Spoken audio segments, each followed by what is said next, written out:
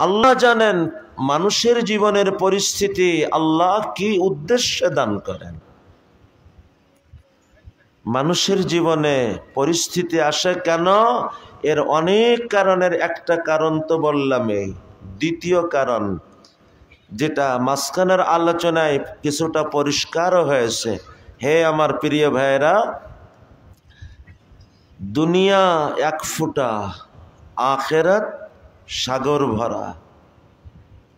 মুসলিম শরীফের হাদিস দ্বারা কথা বুঝে আসে। মানুষের জীবনে যখন কষ্ট আসে, পরিস্থিতি আসে, কত কষ্ট তার অনুভব হয় বলেন। আগুনের মতন উত্তপ্ত পরিস্থিতি, অবস্থা কেমন হয়। আমার আল্লাহ আমাকে বুঝাইতে চান, বান্দারে যে কষ্টে তোমার এত কষ্ট হইতেছে, এই কষ্টটা তো এক ফুটা, অথচ তুমি যে পথে চলতেছ সেই পথের মাথায় যে সাগর ভরা। আরে এক ফোঁটা কষ্ট যদি এত কষ্টের হয়, সেই সাগর ভরা কষ্ট কত কষ্টের হবে একবার কি ভেবে দেখেছ? এক ফোঁটা কষ্টের কারণে যদি দুনিয়া তোমার কাছে অন্ধকার লাগে, পায়ের তলার মাটি সরে যায় বলে মনে হয়, আসমান জমিন মিলে তোমাকে পিষে ফেলতেছে বলে মনে হয়, এক ফোঁটা কষ্ট যদি এত কষ্টের হয়, সেই সাগর ভরা কষ্ট কেমন কষ্টের হবে একবার কি কখনো ভেবে দেখেছ? এক ফোঁটা কষ্টর থেকে বাঁচার জন্য তুমি কত চেষ্টা, কত কিছুই না করো। সেই সাগর ভরা কষ্টর থেকে বাঁচার জন্য তোমার কোনোই করণীয় কি নাই? কোরআন বলে, ওয়ালানুযীকান্নাহুম মিনাল আযাবিল আদনা, ওয়ালানুযীকান্নাহুম মিনাল আযাবিল আদনা দুনাল আযাবিল আকবার লাআল্লাহুম ইয়ারজিউন, লাআল্লাহুম ইয়ারজিউন। এই কথার সার উদ্দেশ্য কথা হলো, মানুষের জীবনে পরিস্থিতি আসে, তার জীবনকে নিয়ে তাকে নতুন করে ভাবানোর জন্য আমার ভিতরের কি খার আছে আমাকে তলাশ করতে আমাকে বলা হইতেছে। আল্লাহর সামনে নিজেকে ঝুঁকাও, দেখো তোমার ভিতরের কি ত্রুটি আছে। আল্লাহ তোমার ভিতরের থাকা ওই খারকে গলাইতে চান, তোমার ভিতরের অনুভূতিকে জাগাইতে চান। আজকের পরিস্থিতি আসে নাই, আজকের পরিস্থিতি তোমাকে আনা হয়েছে তোমার ভিতরের থাকা খারকে তোমার সামনে তুলে ধরার জন্য।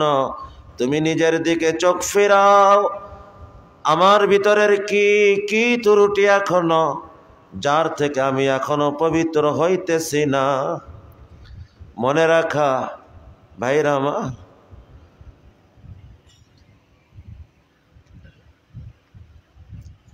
এখানে থেমে একটা প্রশ্ন সামনে এনে নি, এরপরে ওই প্রশ্নকে সামনে রেখে আর কথার ধারাবাহিকতাকে সামনে রেখে আমরা একসাথে সামনে বাড়ব, তাহলে কথাও পরিষ্কার হবে আর অনেকের ব্রেনে থাকা একটা প্রশ্নও পরিষ্কার হবে।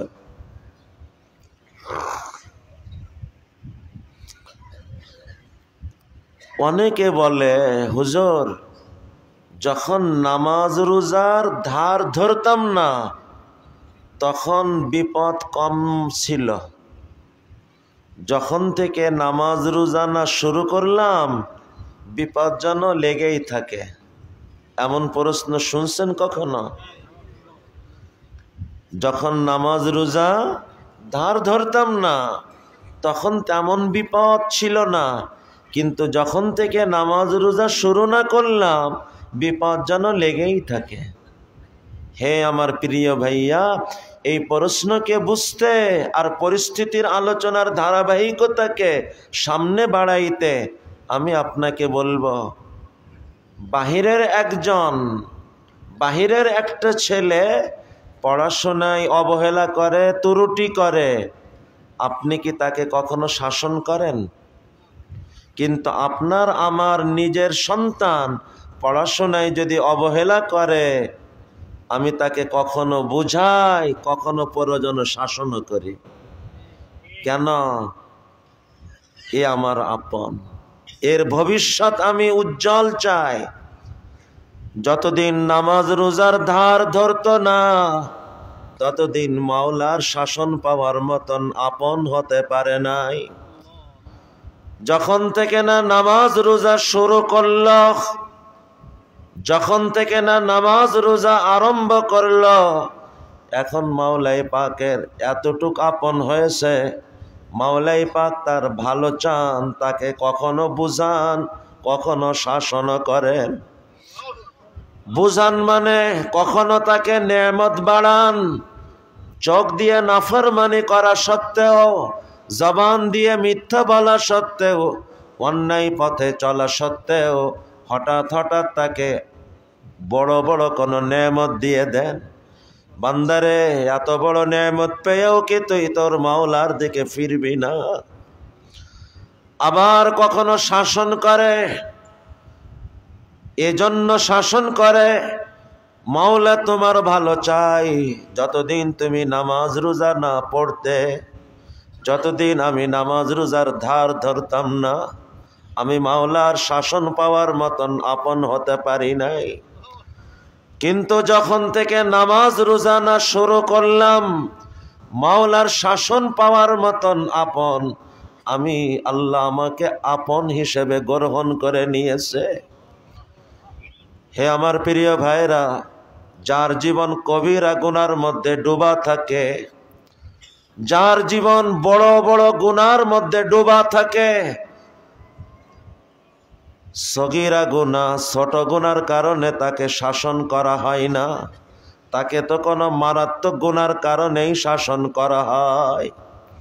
কিন্তু যে আল্লাহর বান্দা বড় গুনার থেকে বাঁচার চেষ্টা করে, ছোট গুনার থেকেও বাঁচার চেষ্টা করে, এই মানুষটার জীবনে ছোট ছোট গুনার কারণেও আল্লাহর পক্ষ থেকে শাসন আসে।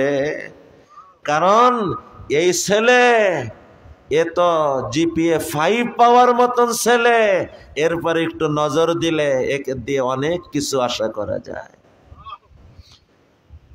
আর যে বান্দা সগীরা গুনার থেকেও বাঁচার চেষ্টা করে, হে আমার প্রিয় ভাইরা, কান খুলে শোনেন, পুরা শরীরকে কান বানায় শোনেন, পুরা শরীরকে কান বানায় শোনার মতন কথা। যে কবিরার থেকেও বাঁচে, সগীরা গুনার থেকেও বাঁচার চেষ্টা করে, আল্লাহ এমন মানুষের জীবনে এমন এমন কারণে শাসন আনে, যেটা কবিরা গুনাও না, সগীরা গুনাও না, গুনাই না। তারপরেও শাসন কেন? হ্যাঁ, গুনাহ তো না, কিন্তু কাজটা তোমার জন্য সাজে না। এটা বুঝার উদাহরণ এই পরিবেশের সাথে মিলায় আমার কাছে উদাহরণ নাই, কিন্তু মাদ্রাসার সাথে মিলায় একটা উদাহরণ আপনাদের শোনায়।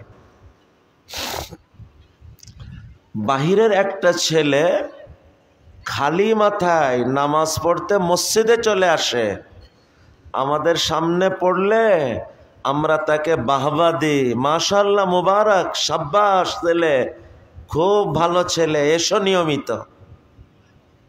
অথচ আমার ছাত্র, আমার সন্তান খালি মাথায় নামাজ পড়তে মসজিদে না, একটু বাজারে যদি বের হয় আর আমার নজরে পড়ে, আমি একটু হালকা শাসনের দৃষ্টিতে হলেও বলি, খালি মাথায় বাজারে?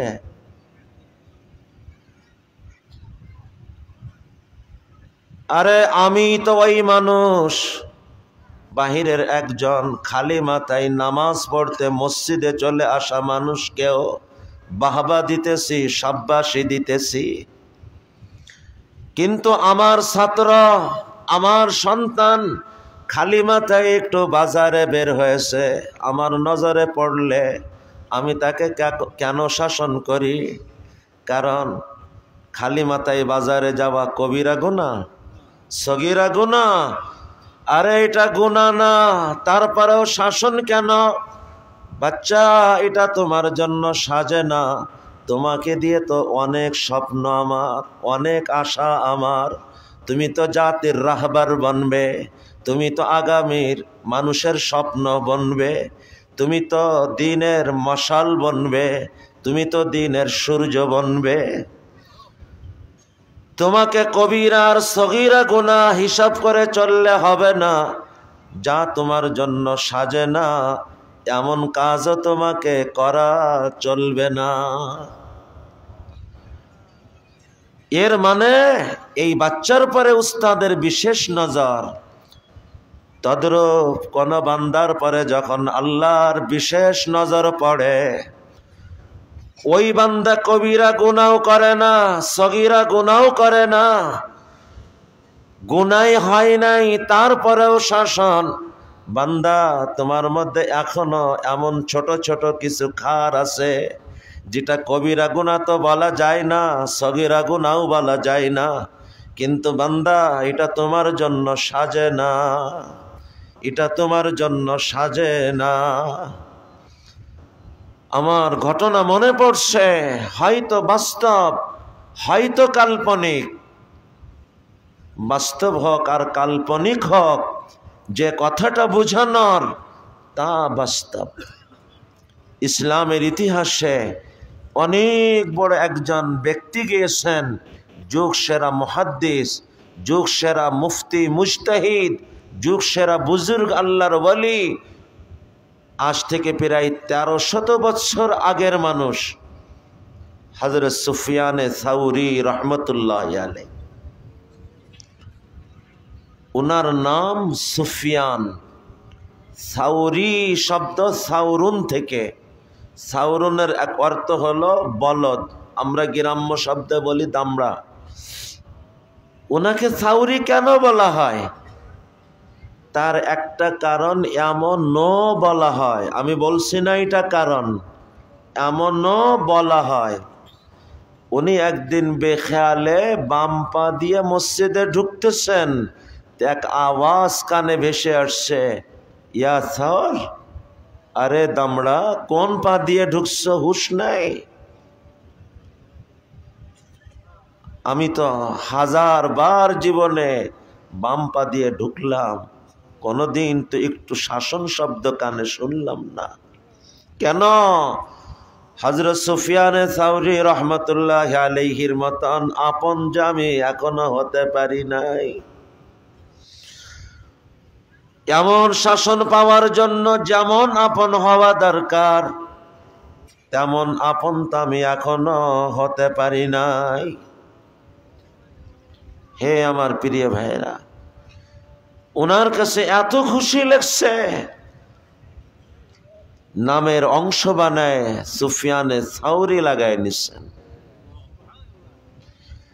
যারা বুঝমান তারা শাসনের কারণে খুশি থাকে।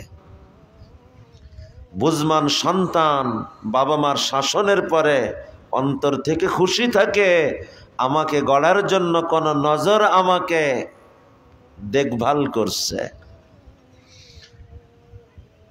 মাওলাই পাকের বিশেষ নজর আমার পরে, মাওলার শাসনের নজর আমার পরে, এটা তো খুশির কথা। শাসনের নজর সবাই পায় না, শাসনের নজর পেতে হলে আপন হওয়া লাগে।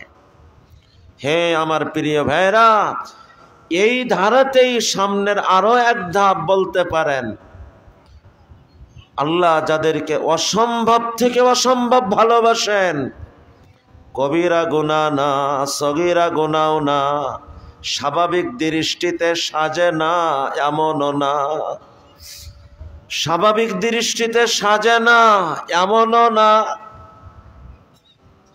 তবে তার শান হিসেবে তার জন্য সাজে না। স্বাভাবিক দৃষ্টিতে তো সাজে, কিন্তু তার জন্য সাজে না। যেটাকে আরবিতে বলে হাসানাতুল আবরার সাইয়্যাতুল মুকাররাবিন। হাসানাতুল আবরার সাইয়্যাতুল মুকাররাবিন। এমন এমন কারণে শাসন আসে যেটা স্বাভাবিক মানুষের হিসেবে তো ওটা ভালোও বলতে যায়, কমপক্ষে সাজে না এতটুক তো বলা যায়, কিন্তু এ তো মুকাররব বান্দা, মুকাররব তরিন বান্দা, তোমার জন্য তো আরো সজাগ হওয়া উচিত। এটাকে বোঝার জন্য আমি অনেক গুরুত্বের সাথে একটা কথার দিকে আগাইতে চাই, অনেকের ব্রেন পরিষ্কারও হবে আশা করি এর দ্বারা।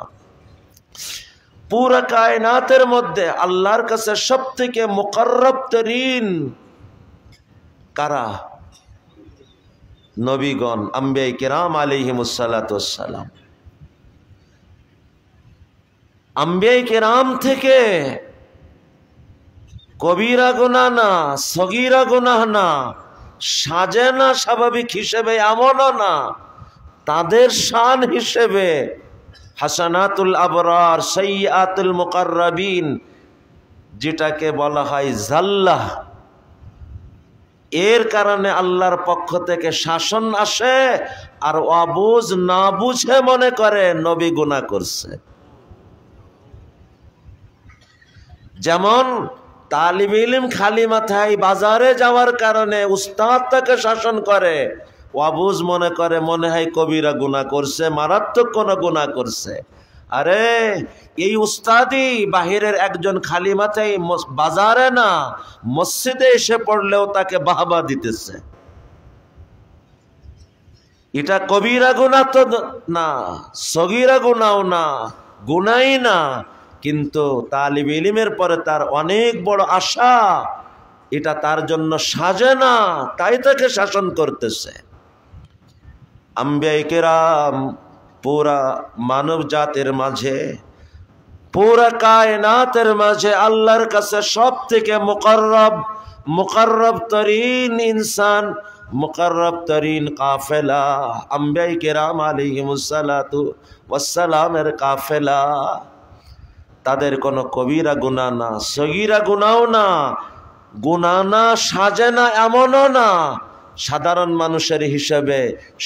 মানুষের হিসেবে তো সাজে না বলার সুযোগও নাই। তবে তাদের শান হিসেবে আরো একটু সজাগ হওয়ার আশা ছিল, হাসানাতুল আবরার সাইয়্যাতুল মুকাররাবিনের দ্বারা ছিল। এর কারণে শাসন আসে, আর অবুঝ মনে করে নবী গুনাহ করে। আমি বুঝানোর জন্য আমি ছোট্ট একটা ঘটনা শুধু সামনে আনি। হযরতে আদম আলাইহিস সালাতু ওয়াস সালাম নিষিদ্ধ ফল খেলেন আর গুনাহ করলেন, এমন ধারণা সমাজের বহু লোক রাখে না, শুধু রাখে এবং রাখানতে চায়, মানুষকে বলতে চায় যে উনি এটা গুনাহ করছেন। হে আমার প্রিয় ভাইরা, বাস্তবতা কি? আমি শুধু এই ঘটনাকে সামনে রেখে দুই চারটে কথা বলতেছি। হাদিসের মধ্যে ঘটনা আসছে, মেরাজের রাতে যখন আল্লাহ সমস্ত নবীদেরকে এক জায়গায় একত্র করলেন, তো হযরতে মুসা আলাইহিস সালাতু ওয়াস সালাম বড় জরিউল কলব, জরিউল লিসান বা হিম্মত নবী ছিলেন। উনি হযরত আদম আলাইহিস সালামকে লক্ষ্য করে বলতেছেন, আপনি আমাদের ওই বাবা আদম না, যিনি নিষিদ্ধ ফল খেয়ে নিজেও দুনিয়ায় নামলেন আর আমাদের সবাইকে নিয়ে নামলেন? কে বলতেছেন? হযরতে মুসা আলাইহিস সালাম। এমন হিম্মতওয়ালা জবান হযরতে মুসা আলাইহিস সালাম থেকে শোনা যায়। আল্লাহ রাব্বি। নবীজি বলতেছেন, যখন হযরতে মুসা আলাইহিস সালাম এই আপত্তি উঠাইলেন, তো হযরতে আদম আলাইহিস সালাতু ওয়াস সালাম উত্তর দিতেছেন হযরতে মুসা আলাইহিস সালামকে, মুসা তুমি আমাকে অভিযোগ করতেছ, আমাকে বলো তো আমার এই ঘটনা তোমার পরে অবতীর্ণ হওয়া কিতাব তাওরাতের মধ্যে আছে কিনা? কসে আছে। এবার বলো আমার সাথে ওই ঘটে যাওয়া ঘটনা এমনকি আমার সৃষ্টি আগে না তোমার পরে তাওরাত যে অবতীর্ণ হয়েছে ওই তাওরাত আগে?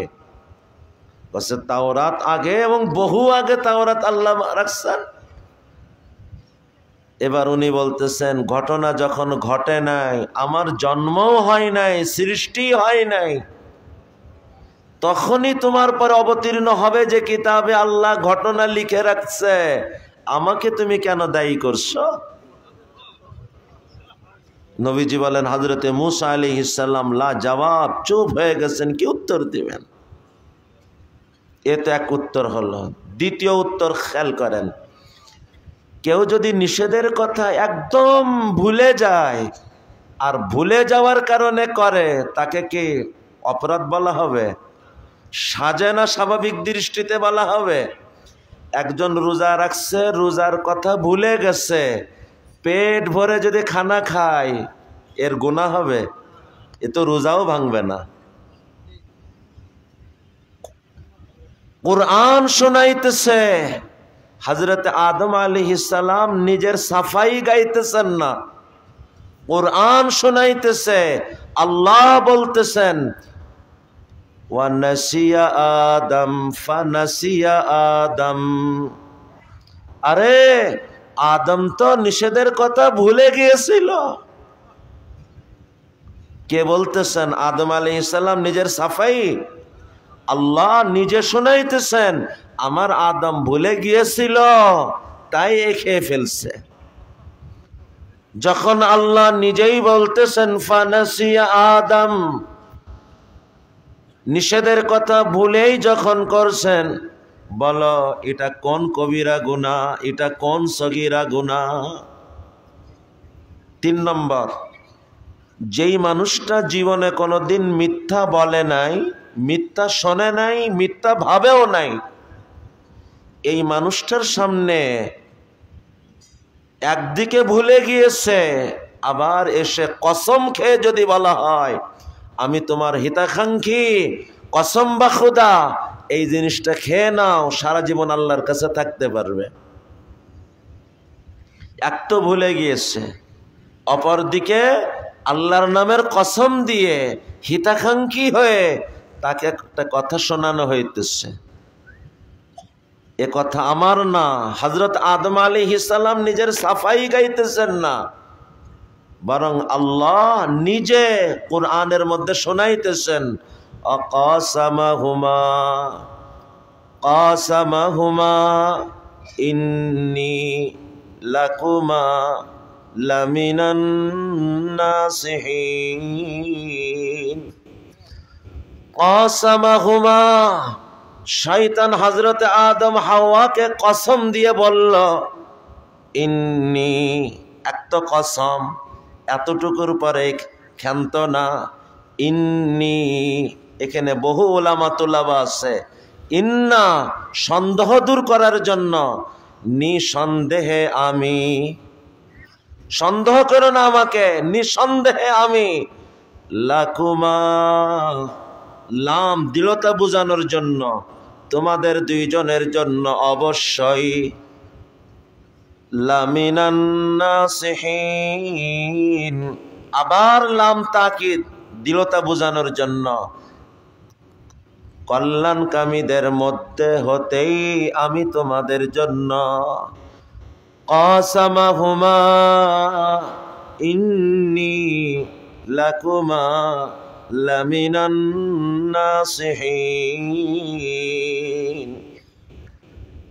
ভুলে গিয়েছে যে মানুষটা জীবনে কোনোদিন মিথ্যা বলে নাই, মিথ্যা শোনে নাই, মিথ্যা ভাবে নাই, এই মানুষটার সামনে আল্লাহর নামের কসম দিয়ে হিতাকাঙ্ক্ষী হয়ে এত সন্দেহ দূর করার শব্দ, এত দৃঢ়তার শব্দ উল্লেখ করে যখন তাকে বলা হয় আর সে সরল মনে খেয়ে নে, বলো এটা কবিরা গুনাহ না সগীরা গুনাহ?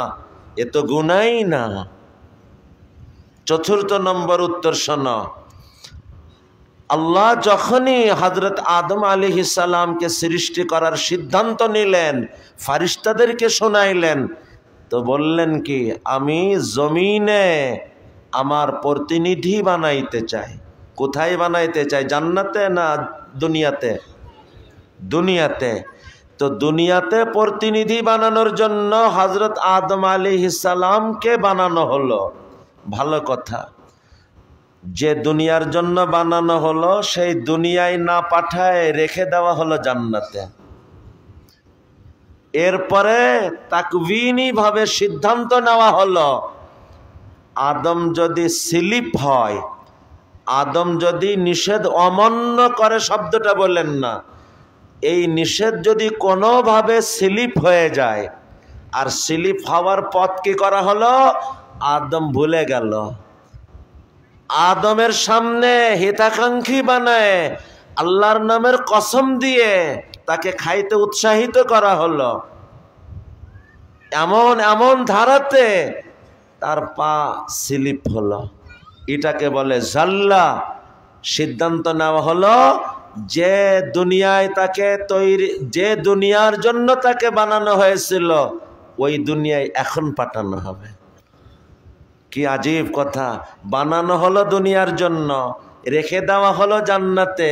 সিদ্ধান্ত নেওয়া হইতেছে যদি কোনোভাবে স্লিপ হয় নিষেধ, তখন তাকে যে উদ্দেশ্যে বানানো হয়েছিল সেই দুনিয়ায় তাকে পাঠানো হবে।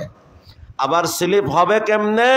আদম নিষেধ তো অমান্য করবে না জানি, ওকে ভুলাই দি, ওর সামনে হিতাকাঙ্ক্ষী বানায় একজনকে পাঠাই দি, সে কসম খাবে, সে দৃঢ়তার শব্দ বলবে, এরপরে তার পা স্লিপ হবে, ওই দুনিয়ায় তখন তাকে পাঠাবো। বলেন কবিরা গুনাহ, সগীরা গুনাহ স্বাভাবিক মানুষের হিসেবে সাজে না এমনও, যখন ভুলেই গিয়েছে, যে মানুষটা জীবনে মিথ্যা বলে নাই, মিথ্যা শোনে নাই, মিথ্যা কোনোদিন ভাবেও নাই, তার সামনে কসম দিয়ে এত বড় হিতাকাঙ্ক্ষী হয়ে সন্দেহ দূর করার জন্য ইন্না লামে তাকিদ দুইবার শব্দ এনে তাকে বলা হইতেছে, এটাকে আপনি কিসের গুনাহ বলবেন? এখন আপনি বলেন তাহলে শাসন কেন? হ্যাঁ, অন্য কেউ হলে কোনো শাসন ছিল না, কিন্তু আদম তুমি তো আর অন্য 10 জনের মতন না, তুমি আমার নবীদের একজন। আমি জানি তুমি সরল মনে তার ধোঁকায় পড়ে গিয়েছিলে, কিন্তু আমি তো আশা করছিলাম তুমি আরো একটু সজাগ হবে। বুঝলাম তুমি ভুলে গিয়েছিলে, কিন্তু আর একটু কেন সচেতন হলে না, আর একটু কেন সজাগ দৃষ্টি রাখলে না? কেন তুমি ভুলে গেলে? ভুলে যাওয়া মানুষের হাতে না, কিন্তু সরল হলে কেন, আর একটু সজাগ হলে না কেন? দেখেন এদিকে অবস্থা এই, কিন্তু যখন শাসন আসছে, কেন খেলে? জিজ্ঞাসা, আমি কি নিষেধ করি নাই? নিষেধ অমান্য করলে কেন? হযরত আদম আলাইহিস সালাম কোনো উত্তরে যান নাই। যে উত্তর হযরত মূসা আলাইহিস সালামকে দিচ্ছেন ও উত্তরও না, আল্লাহ নিজে আদম আলাইহিস সালামের পক্ষে যে উত্তরগুলো কোরআনে শোনাইতেছেন সেগুলোও শোনান নাই। আল্লাহ আমি ভুলে গিয়েছিলাম, আমার কি দোষ? আল্লাহ আপনার নামের কসম দিয়ে আমাকে বোকা বানাইছে, আপনার নামের পরে তো আমি কিছু বুঝতে পারি নাই, আপনার নামের পরে কেউ আমাকে ধোঁকা দিবে আমি তো কল্পনাও করি নাই। কোনো উত্তর না, উত্তর একটাই, রব্বানা যালামনা আনফুসানা। বাস্তব তো কবিরা গুনাও না, সগীরা গুনাও না, স্বাভাবিক হিসাবে সাজে না এমনও না, কিন্তু সমস্ত কায়নাতের মধ্যে সর্বসেরা তবকা আম্বিয়ায়ে কেরাম, এই তবকা হযরতে আদম আলাইহিস সালাতু ওয়াস সালাম, তোমার জন্য সাজে না হাসানাতুল আবরার সাইয়াতুল মুকাররাবিনের ধারায় এটা তোমার জন্য সাজে না। কেন তুমি আর একটু সচেতন হলে না? কেন আর একটু সজাগ হলে না? এমন স্লিপ হলো কেন? কোন উত্তর, ওজর খাই না, জবাব দেওয়া না, নিজেকে স্যালেন্ডার করে আল্লাহর কাছে ক্ষমা প্রার্থী হয়ে বলতেছেন, রব্বানা যালামনা আনফুসানা, রব্বানা যালামনা আনফুসানা। ওদিকের বাস্তবতা তো হলো কোনো গুনাহ হয় নাই, কিন্তু আল্লাহ যাদেরকে আল্লাহ বিশেষভাবে কবুল করেন তাদের মানসিকতা এমনই হয়, বলতেছেন আল্লাহ আমি তো সীমা লঙ্ঘন করে ফেলেছি, আমি তো সীমা লঙ্ঘন করে ফেলেছি, আল্লাহ আমি তো জালেম হয়ে গিয়েছি। রব্বানা যালামনা আনফুসানা, শুধু এতটুক না, ওয়া ইল্লাম তাগফির লানা ওয়া তারহামনা, আল্লাহ আপনি যদি ক্ষমা আর দয়া না করেন, আল্লাহ আপনি যদি ক্ষমা আর দয়া না করেন, লানাকুনান্না লানাকুনান্না, লাম তাকিদ নুন তাকিদ ডবল তাকিদ দিয়ে নবী বলতেছেন লানাকুনান্না মিনাল খাসিরিন, আল্লাহ আমি তো ধ্বংস হয়ে যাব, আমি তো শেষ হয়ে যাব, আল্লাহ আমি তো ধ্বংস হয়ে যাব, আল্লাহ আমি সীমা লঙ্ঘন করে ফেলেছি, আমি জালেম হয়ে গিয়েছি, আপনি যদি ক্ষমা না করেন, আপনি যদি আল্লাহ ক্ষমা না করেন, আল্লাহ আপনি যদি ক্ষমা না করেন আর দয়া যদি না করেন, লানাকুনান্না মিনাল খাসিরিন, লানাকুনান্না মিনাল খাসিরিন। হে আমার প্রিয় ভাইরা,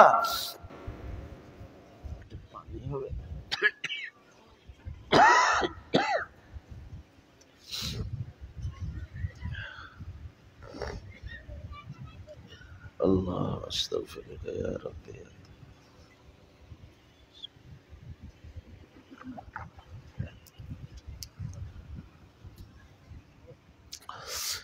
হে আমার প্রিয় ভাইরা,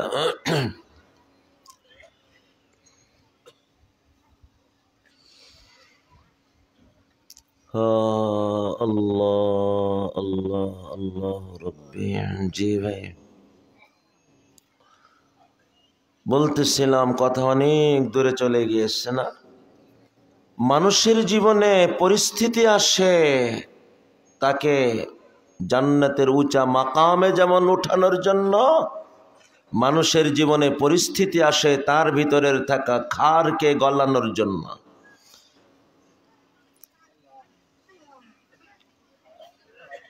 অতএব যখনই কোনো অবস্থা আসে আমি প্রথম ভাবব না যে আমার মধ্যে কোনো খার নাই, আমাকে তো জান্নাতের উঁচা মাকামে ওঠানোর জন্য পরিস্থিতি আসছে।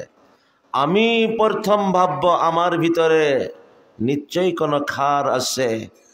সেই খার হতে পারে কবিরা গুনার খার, হতে পারে সগীরা গুনার খার, হতে পারে আমার জন্য সাজে না এমন খার, হতে পারে হাসানাতুল আবরার সাইয়্যাতুল মুকাররাবিন পর্যায়ের খার। এই সব খারকে আমার তলাশ করতে হবে, বের করতে হবে, আর নিজেকে জান্নাতের উপযুক্ত বানানোর চেষ্টা করতে হবে।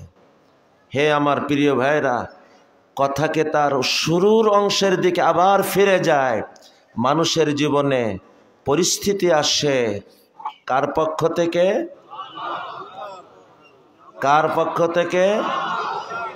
আমি জোরে আওয়াজ করতে বলি নাই, আমার আল্লাহর পক্ষ থেকে। আমার আল্লাহর পক্ষ থেকে। যখন আমার আল্লাহর পক্ষ থেকে, তো নিশ্চয় আমার কোনো কল্যাণে, হয়তো আমি বুঝতেছি না কি কল্যাণ, কিন্তু এতটুক আমার বিশ্বাস নিশ্চয় আমার কোনো কল্যাণ। কারণ পরিস্থিতি কার পক্ষ থেকে? আমার আল্লাহর পক্ষ থেকে। যখন আমার আল্লাহর পক্ষ থেকে, বাবা মা আমার সৃষ্টির মাধ্যম হওয়ার কারণে আমার আপন, এত আপন যে তিনি কখনো আমার অকল্যাণ চাইতে পারেন না। সেখানে যিনি আমার আসল স্রষ্টা, তিনি তো কোনোভাবেই আমার অকল্যাণ চাইতে পারে না। যখন আমার আল্লাহর পক্ষ থেকে, নিশ্চয় আমার কোনো কল্যাণে, হয়তো আমি জানি না কি কল্যাণ, কিন্তু এতটুক আমার ঈমান, নিশ্চয় আমার কোনো কল্যাণ। হে আমার প্রিয় ভাইরা, এবার এই আলোচনাকে একটা সুন্দর ফর্মুলার মধ্যে এনে কথাটাকে বুঝে নি আর কথাকে শেষ করে নি। হে আমার প্রিয় ভাইরা, হাকিমুল উম্মত হযরত শাহ আশরাফ আলী থানভী রহমতুল্লাহ আলাইহি লিখছেন, এবং সঠিক লিখছেন,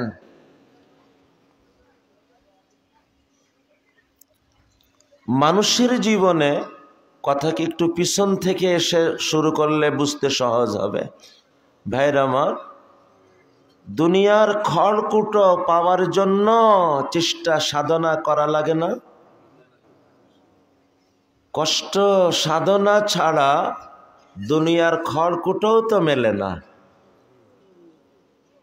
তো আল্লাহকে পাওয়ার জন্য কি চেষ্টা সাধনা মেহনত লাগে না?